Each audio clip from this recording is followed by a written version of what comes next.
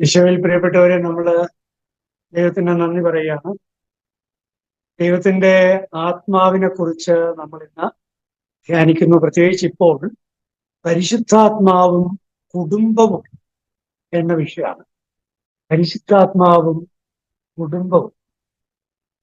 ദൈവത്തിന്റെ ആത്മാവിന് കുടുംബത്തെ എന്തൊരിഷ്ടമാണെന്ന്. ദൈവത്തിന്റെ ആത്മാവ് കുടുംബത്തിൽ വ്യാപരിക്കാൻ ദാഹിക്കുന്ന ആത്മാവാണ്.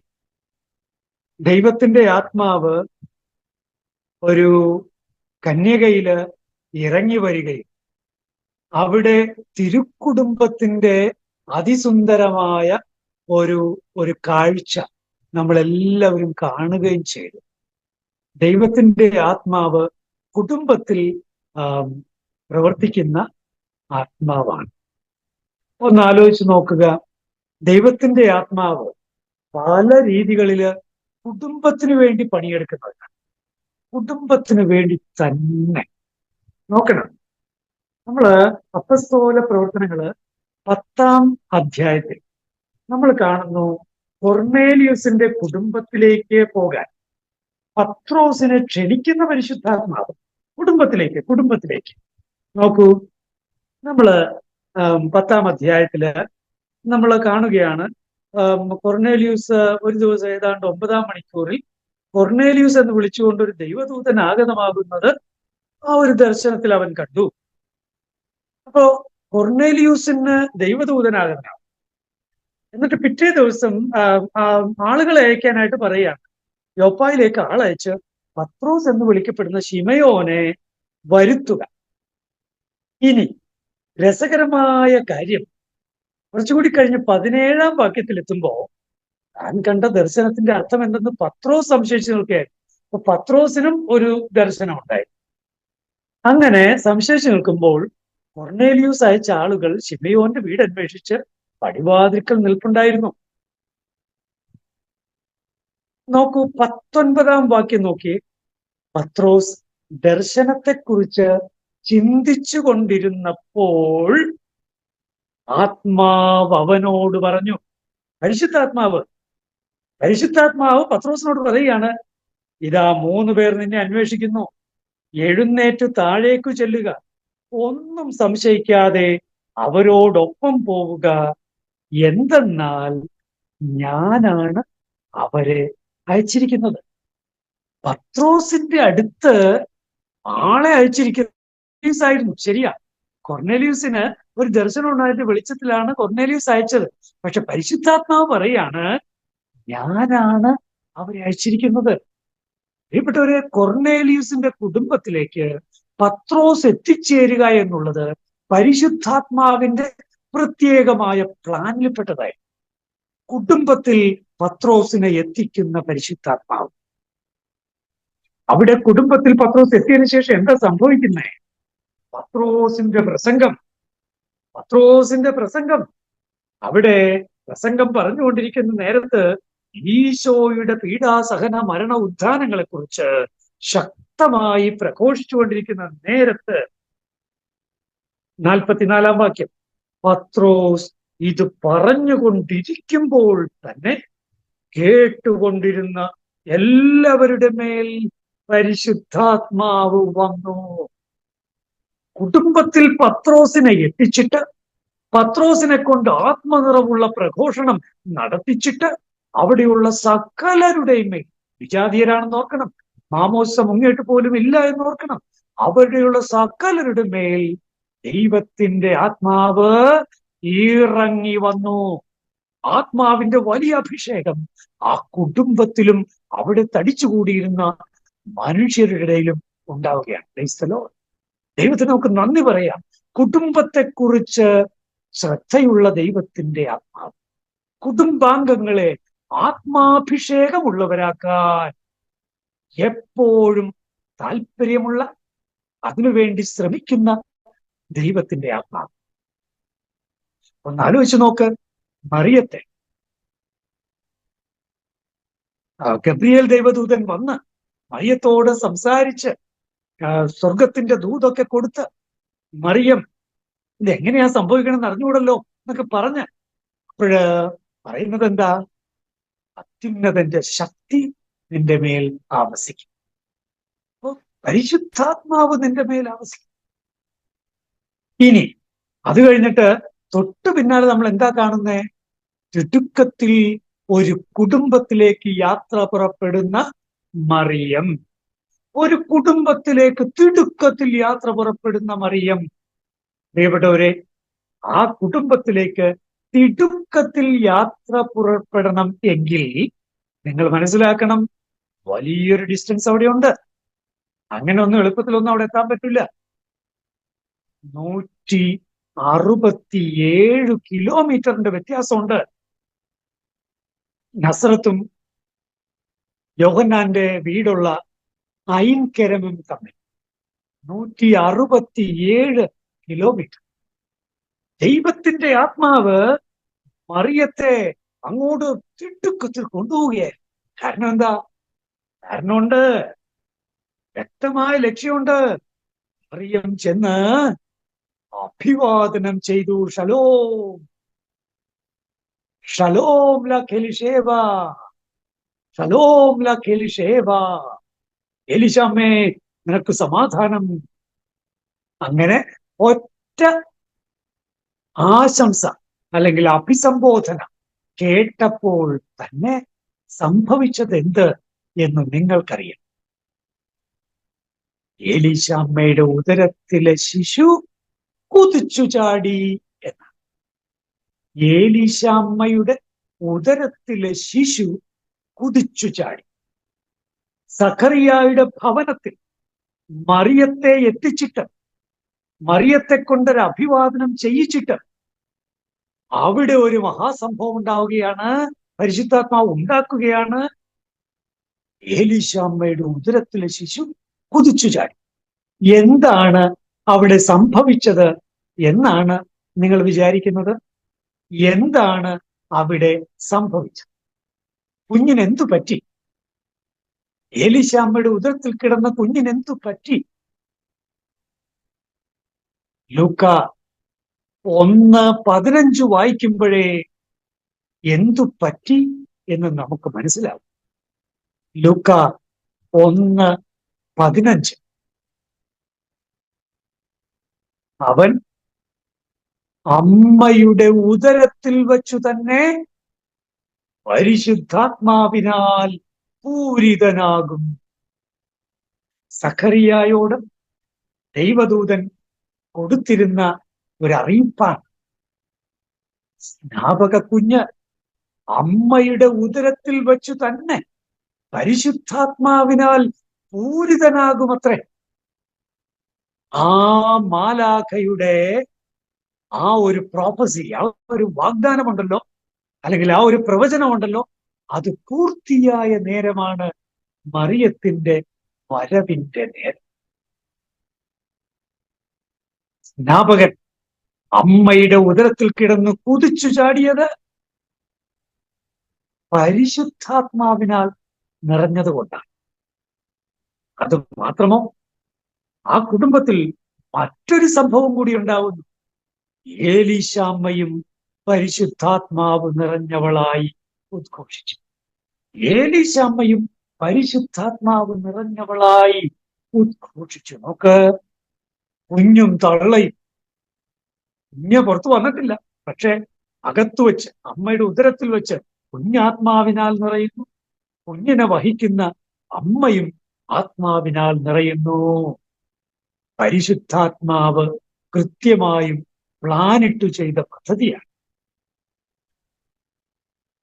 മറിയത്തിൽ ആവസിച്ച ആത്മാവ്, അത്യുന്നതന്റെ ശക്തി ഇറങ്ങി വന്ന ആ മറിയത്തെ തിടുക്കത്തിൽ യാത്ര പുറപ്പെടുവിച്ച് ഒരു കുടുംബത്തിലേക്ക് കൊണ്ടുപോയി ആ കുടുംബത്തിലുള്ളവർക്ക് ആത്മാവിന്റെ അഭിഷേകം സമ്മാനിക്കാൻ. അതെ, ഇതാ നിന്റെ അമ്മ. അതിന്റെ അർത്ഥം അത് തന്നെയാണ്. പരിശുദ്ധാത്മാവിൽ നിന്ന് സകല മനുഷ്യരും വീണ്ടും ജനിക്കാൻ മാതൃത്വം വഹിക്കുന്നവളാണ് പരിശുദ്ധ കന്യകാ മറിയം. വ്യക്തമാണ്, കൃത്യമാണ്. ഇതാ നിന്റെ അമ്മ എന്നതിന്റെ അർത്ഥതലങ്ങൾ അവിടെയാണ് കിടക്കുന്നത്. നമ്മൾ പറയും എന്റെ അമ്മ, ലോകത്തിന്റെ അമ്മ, സഭയുടെ അമ്മ. പക്ഷെ എങ്ങനെയാണ് അമ്മയാകുന്നത്? മറിയം എങ്ങനെയാണ് അമ്മയാകുന്നത്? എന്തിനു വേണ്ടിയാണ് മറിയം അമ്മയാകുന്നത്? നോക്കൂ, സ്നാപകന്റെ കാര്യത്തിൽ സ്നാപകന്റെ വീണ്ടും ജനനത്തിൽ, ഒന്നാം ജനനത്തിന് മുൻപേ തന്നെ സ്നാപകന്റെ വീണ്ടും ജനനം സംഭവിക്കുകയാണ്. അതിന്റെയൊക്കെ അർത്ഥമുണ്ട് കേട്ടോ, വലിയ അർത്ഥമുണ്ട്. നിങ്ങൾക്കറിയാമല്ലോ, നാളെ തൃശ്ശൂര് വലിയ ജീവന്റെ ഉത്സവം നടക്കുക. പ്രോ ലൈഫ് ജീവന്റെ ഉത്സവം നടക്കുക. ഇവിടെ വലിയ ജീവന്റെ പ്രഖ്യാപനം നടക്കുക. ജീവൻ വിലപ്പെട്ടതാണെന്ന് എല്ലാവരും അത് കാത്തു സൂക്ഷിക്കണമെന്ന്. ഉദരത്തിൽ വെച്ച് കുഞ്ഞുങ്ങളെ കൊല്ലുന്ന വലിയ ആ നാരകീയമായ ആ പാപം അത് ഉപേക്ഷിക്കണമെന്ന്. അതുപോലെ തന്നെ ശരീരത്തിന് ദോഷകരമായ ദ്രോഹകരമായ കാര്യങ്ങളൊക്കെ അകന്നു നിൽക്കണമെന്ന്. പ്രിയപ്പെട്ടവരെ ഓർക്കുക, ആദ്യ ജനനത്തിന് മുന്നേ വീണ്ടും ജനനം. അമ്മയുടെ ഉദരത്തിൽ ഉരുവാകുമ്പോൾ തന്നെ ആ കുഞ്ഞിനുള്ള മാനുഷികമായ സകല ഡിഗ്നിറ്റിയെയും പ്രഖ്യാപിക്കുന്ന സംഭവമാണ് പരിശുദ്ധാത്മാവ് അവിടെ സ്നാപകനിൽ, കുഞ്ഞിൽ, ഭ്രൂണത്തിൽ 6 മാസമായിട്ടുള്ളത്.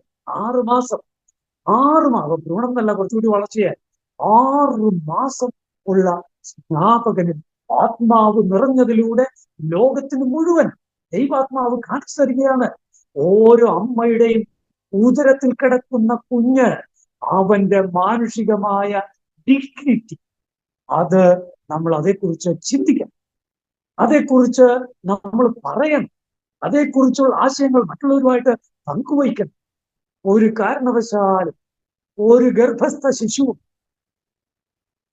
കൊടിയ യാതനകൾക്ക്, ക്രൂരതകൾക്ക് ഇടയാകരുത്, കൊല ചെയ്യപ്പെടരുത്. ഇവിടെ അങ്ങനെ കുടുംബത്തിലേക്ക് ആത്മാവിന്റെ വ്യക്തമായ ഭരണം. എന്ന് മാത്രമല്ല, അപ്പസ്തോല പ്രവർത്തനങ്ങളില് പലയിടത്തും നമുക്ക് കാണാൻ കഴിയും. നമ്മള് കൃത്യമായിട്ട് കാണുകയാണ്. പത്രോസും കൂട്ടരും ഒക്കെ നോക്കണം. പത്രോസും യോഹന്നാൻ സംഘത്തിൽ നിന്ന് അവര് സംഘത്തിൽ വിളിക്കപ്പെട്ടു. അവര് മിണ്ടിപ്പോകരുത് എന്നൊക്കെ പറഞ്ഞു. ഇതെല്ലാം കഴിഞ്ഞ് അവരെ വിട്ടയച്ചു. അപ്പോ പിന്നീട് എന്താ സംഭവിക്കുന്നത്? അവര് വീട്ടിൽ കൂടിയിട്ട് എല്ലാവരും ഒച്ചത്തിൽ പ്രാർത്ഥിക്കുക. അപ്പൊ ആകാശത്തിന്റെ 4-ാം അധ്യായമാണ്, 24 മുതൽ. ആകാശത്തിന്റെയും ഭൂമിയുടെയും സമുദ്രത്തിന്റെയും അവയിലുള്ള സകലത്തിന്റെയും സൃഷ്ടാവേ, ഞങ്ങളുടെ പിതാവും അവിടുത്തെ ദാസനുമായ ദാവീദിന്റെ അധരത്തിലൂടെ പരിശുദ്ധാത്മാവ് മുഖേന അവിടെ ഇപ്രകാരം അരുളിച്ചെയ്തിട്ടുണ്ടല്ലോ, ജാതിയർ രോഷാകുലനാകുന്നതിന് 2-ാം സങ്കീർത്തനാണ് അവിടെ ഉച്ചരിക്കുന്നത്. ഇത് കഴിയുമ്പോ എന്താ സംഭവിക്കുന്നത്? 31-ാം വാക്യത്തിൽ, പ്രാർത്ഥന കഴിഞ്ഞപ്പോൾ അവർ സമ്മേളിച്ചിരുന്ന സ്ഥലം കുലുങ്ങി. അവരെവിടാ സമ്മേളിച്ചിരുന്നത്? വീട്ടിലാണ്. ഒരു വീട്ടിലാണ്. കുടുംബത്തിൽ പരിശുദ്ധാത്മാവിന്റെ വലിയ അഭിഷേകം. അവർ സമ്മേളിച്ചിരുന്ന സ്ഥലം കുലുങ്ങി. അവരെല്ലാവരും പരിശുദ്ധാത്മാവിനാൽ പൂരിതരായി ദൈവവചനം ധൈര്യപൂർവം പ്രസംഗിച്ചു. ഇവിടെ കുടുംബങ്ങളിൽ പരിശുദ്ധാത്മാവ് മനുഷ്യരെ ബലപ്പെടുത്തുകയും അഭിഷേകം ചെയ്യുകയും ചെയ്തുകൊണ്ട് കൂടുതൽ പ്രഘോഷണത്തിനായി ബലപ്പെടുത്തുന്ന പരിശുദ്ധാത്മാവ്.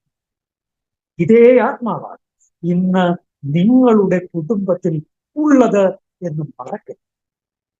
കുടുംബം തങ്ങളിൽ വസിക്കുന്ന, തങ്ങളോടൊത്തു വസിക്കുന്ന ദൈവത്തിന്റെ ആത്മാവിനെ തിരിച്ചറിയുന്നുണ്ടോ? ഈ ആത്മാവിനെ പരിപോഷിപ്പിക്കുന്നുണ്ടോ? അതോ ഈ ആത്മാവിനെ നിർവീര്യമാക്കുകയാണോ? ഈ ആത്മാവിനെ ദുഃഖിപ്പിക്കുകയാണോ? നിന്റെ കുടുംബത്തിൽ ആത്മാവ് ചാരം മൂടിയ തീ പോലെ ആയിരിക്കുകയാണോ? ഇപ്പോൾ ഒന്ന് നന്നായിട്ടൊന്ന് ഊതിയാൽ ഒരിക്കൽ കൂടി തീക്കനല് ശോഭിച്ചു കത്തും. പ്രിയപ്പെട്ടവരെ, ദൈവത്തിന്റെ ആത്മാവ് നമ്മുടെ കുടുംബങ്ങളിൽ വസിച്ചുകൊണ്ട് നമ്മെ ബലപ്പെടുത്തിക്കൊണ്ട് വ്യക്തിപരമായും കുടുംബം എന്ന രീതിയിലും ബലപ്പെടുത്തിക്കൊണ്ട് അനേകരെ ബലപ്പെടുത്താനും അനേകരെ പ്രഘോഷണ ശുശ്രൂഷയിൽ നിയോഗിക്കാനും കർത്താവായ യേശു ക്രിസ്തുവിനെ പ്രഘോഷിക്കുന്നവരുടെ വലിയൊരു ശൃംഖല ഉളവാക്കാനും ദൈവത്തിന്റെ ആത്മാവ് ആഗ്രഹിക്കുന്നു. കുടുംബങ്ങളിൽ അത് നടക്കും. ഞാൻ ദൈവത്തിന് നന്ദി പറയുക. നമ്മൾ ജീവിക്കുന്ന ഈ കാലഘട്ടം ഒത്തിരിയേറെ പ്രശ്നങ്ങളും പ്രതിസന്ധികളും ഒക്കെ ഉള്ള കാലഘട്ടം. ഒരുപക്ഷെ നമ്മൾ ഒറ്റ നോട്ടത്തിൽ നോക്കുമ്പോൾ ഒറ്റ ഇരുട്ടായിട്ട് തോന്നും. സമൂഹത്തിൽ എന്തെല്ലാം പ്രശ്നങ്ങൾ, ദുരന്തങ്ങൾ, അവിടെ സഭയിൽ തന്നെ പ്രശ്നങ്ങൾ, പ്രതിസന്ധികൾ, എന്തൊക്കെയാ നടക്കുന്നത്. പക്ഷേ പ്രിയപ്പെട്ടവരെ, ദൈവത്തിന്റെ ആത്മാവ് ഇപ്പോൾ ഇവിടെ നിന്റെ കുടുംബത്തിൽ, നിന്റെ ദേവാലയത്തിൽ, നിന്റെ സഭയിൽ, നിന്റെ സമൂഹത്തിൽ സന്നിഹിതനാണ്. ഊതി തെളിയിച്ചെടുക്കുക. ആത്മാവ് നിന്റെ മേലൂതുന്നു. പക്ഷേ നീ ശ്രദ്ധിക്കാതെ വരുമ്പോൾ, നിന്റെ കുടുംബം അത് ശ്രദ്ധിക്കാതെ വരുമ്പോൾ ആത്മാവ് ചാരം മൂടിയ കണ്ണല് പോലെയാകുന്നു. എന്നാൽ വചന ശ്രവണത്തിലൂടെ, ഇതുപോലുള്ള ഷൂബ് പ്രോഗ്രാമുകളിലൂടെ, ഒരു പ്രത്യേകമായ അല്ലെങ്കിൽ ധ്യാനങ്ങളിലൂടെ, പ്രത്യേകമായ അനുഭവങ്ങളിലൂടെ, ജീവിതത്തിൽ എന്തെങ്കിലുമൊക്കെ തിരിച്ചടികളിലൂടെ, അല്ലെങ്കിൽ എന്തെങ്കിലും സവിശേഷമായ ചില കാഴ്ചകളിലൂടെ നമുക്ക് ഒരിക്കൽ കൂടി ബോധ്യം ലഭിക്കുന്നു. എന്റെ മേലൂതിയ ആത്മാവിനെ ഞാൻ തന്നെ നിഷ്ക്രിയമാക്കിയല്ലോ, ഞാൻ തന്നെ ചാരം മൂടിയിട്ടിരിക്കുകയാണല്ലോ. എങ്കിൽ ആഗ്രഹിക്കുക, ദാഹിക്കുക, പ്രാർത്ഥിക്കുക. ദൈവത്തിന്റെ ആത്മാവേ, ഞങ്ങളിതാ കുടുംബം ഒന്നിച്ച് അങ്ങയ്ക്ക് വേണ്ടി ദാഹിക്കും. ഞങ്ങളിതാ ഈ ചാരം ഞങ്ങളായി ഊതി കളയുകയാണ്. ഈ ചാരത്തെ ഞങ്ങളായി ഊതി മാറ്റുകയാണ്. അങ്ങ് ജ്വലിക്കണമേ, അങ്ങ് ഞങ്ങളുടെ മേൽ ഊതണമേ, അങ്ങ് ഞങ്ങളുടെ മേൽ ആവസിക്കണമേ. ഞങ്ങളിൽ ആത്മാവിന്റെ നിറവുണ്ടാവട്ടെ, ഞങ്ങളിൽ ആത്മാവിന്റെ ഫലങ്ങൾ ഉണ്ടാവട്ടെ, ആത്മാവിന്റെ വരങ്ങളും ദാനങ്ങളും ഒക്കെ ഞങ്ങളിൽ പ്രകടമാകട്ടെ. പ്രിയപ്പെട്ട ദൈവമക്കളെ, പരിശുദ്ധാത്മാവിന്റെ അതിശക്തമായ പ്രവർത്തനം ഈ കാലഘട്ടത്തിൽ നടന്നുകൊണ്ടിരിക്കുക. ഏറ്റവും ഇരുണ്ടത് എന്ന് നമ്മൾ കരുതുന്ന ഈ കാലഘട്ടത്തിൽ പരിശുദ്ധാത്മാവിന്റെ പ്രവർത്തനം എന്നിലൂടെയും നിങ്ങളിലൂടെയും നമ്മുടെ കുടുംബങ്ങളിലൂടെയും കൂടുതൽ ജ്വലിപ്പിക്കാൻ ദൈവാത്മാവ് ആഗ്രഹിക്കുന്നു. നീയും നിന്റെ കുടുംബവും അതിന് സന്നദ്ധമാണോ എന്ന ചോദ്യം ദൈവത്തിന്റെ ആത്മാവ് ഇപ്പോൾ ഇവിടെ വെച്ച് നിന്നോട്, നിന്റെ കുടുംബത്തോട് ദൈവത്തിന്റെ ആത്മാവ് ചോദിക്കുക. ഈശോ മിശിഹായ്ക്ക് സ്തുതിയായി. ഞങ്ങളുടെ പരിശുദ്ധാത്മാവ് അറിയാൻ വേണ്ടി ഞങ്ങളെ ഒന്ന് ആശീർവദിക്കണേ. ഓക്കെ.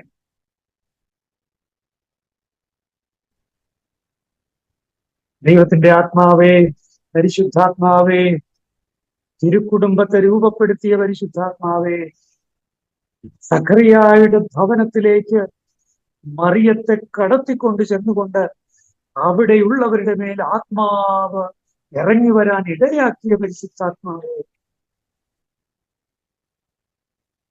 ശിഷ്യന്മാരോടൊത്ത് മറിയത്തെ ഇരുത്തിക്കൊണ്ട് പ്രാർത്ഥിക്കാൻ അവരെ മറിയം പ്രേരിപ്പിച്ചതിലൂടെ വലിയ ആത്മവർഷം സംഭവിച്ച പെന്തക്കോസ്ത് അനുഭവം അവർക്ക് നൽകിയ പരിശുദ്ധാത്മാവേ, ഓരോ പ്രശ്നത്തിന്റെയും പ്രതിസന്ധിയുടെയും കാലഘട്ടത്തിൽ